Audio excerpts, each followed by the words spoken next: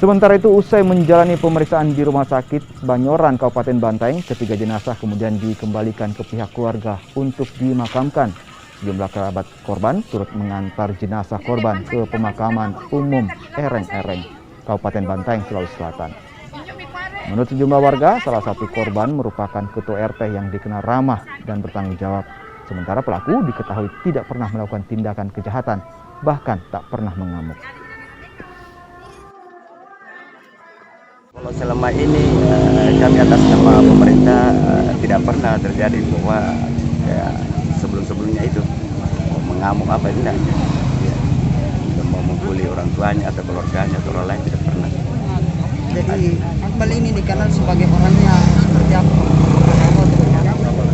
Kalau itu Akmal ya, kalau biasa saya berkunjung ke rumahnya Pak RT karena ini si orang tua ini Pak RT.